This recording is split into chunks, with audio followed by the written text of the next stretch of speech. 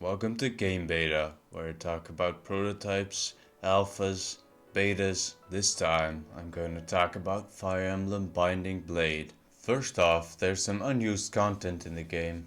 There are multiple items in the game that cannot be obtained through regular gameplay, like the Demon Dragon Stone, the Staff Item Watch, the Blizzard Tome, and the Bridge Key.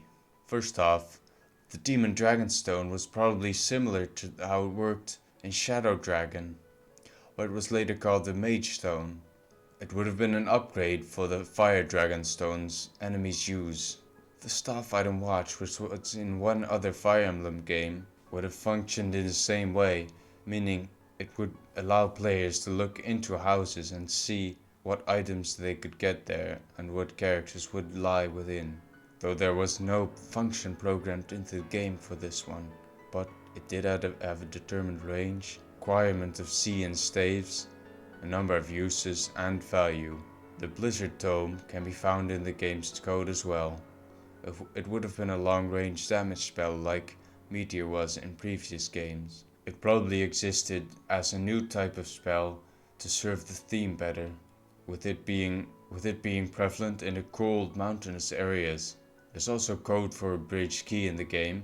This alludes to the fact that there was at some point going to be a battle near a drawbridge, though in the final version of the game, there's only a battle on a stone bridge, not a drawbridge.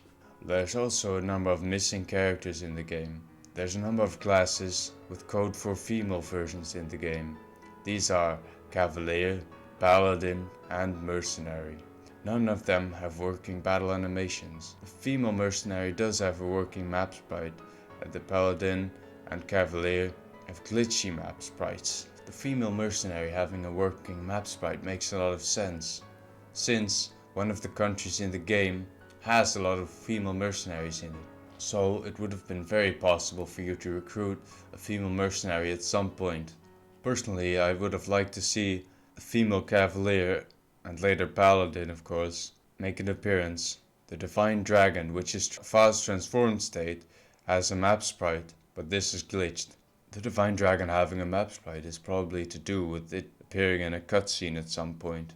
There are also a number of names that have not been used in the final version. These are Festos, Sien, Alicia, Terrana, Kalak, and Regia. There might have been more locations in the game, though I personally think the names have just been changed. There's also a document describing an alleged prototype of the game, which emerged in 2008. According to the document, Guinevere would have been a playable second Lord character, akin to how it worked in Sacred Stones with the male and female heroes.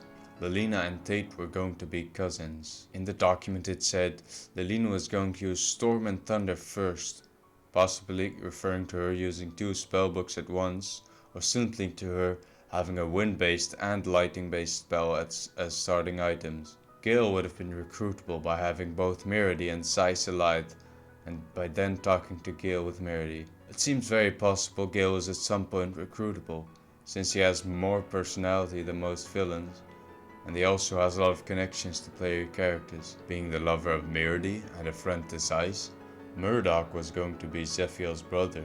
Irene was going to be in the possession of Dragon Stones.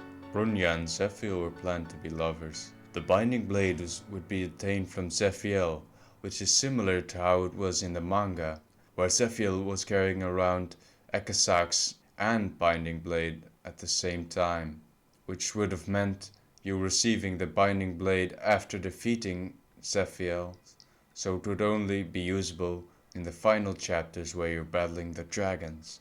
Jan survived the first battle and would return in the final chapter to Etude. A lot of dark dragons were going to appear in the final battle. These are different from the demon dragons in the final game, and here it would have been possible to obtain the demon or dark dragon stones. The Ekasax was going to have 50 uses instead of infinite, because it would have been obtainable from Zephiel after defeating him. The Dragon Spear was going to be a weapon exclusive to Gale.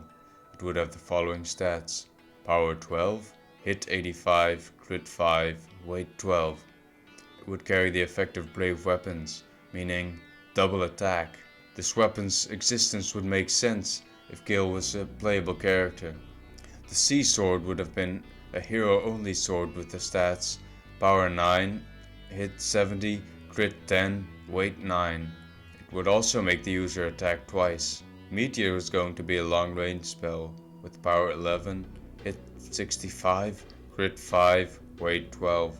Personally, I think it doesn't make a lot of sense for Meteor to exist in this game since there's code for the Blizzard spell.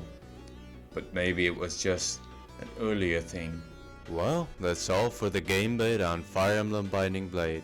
Tell me what you think about what's not in the game, and see you next time.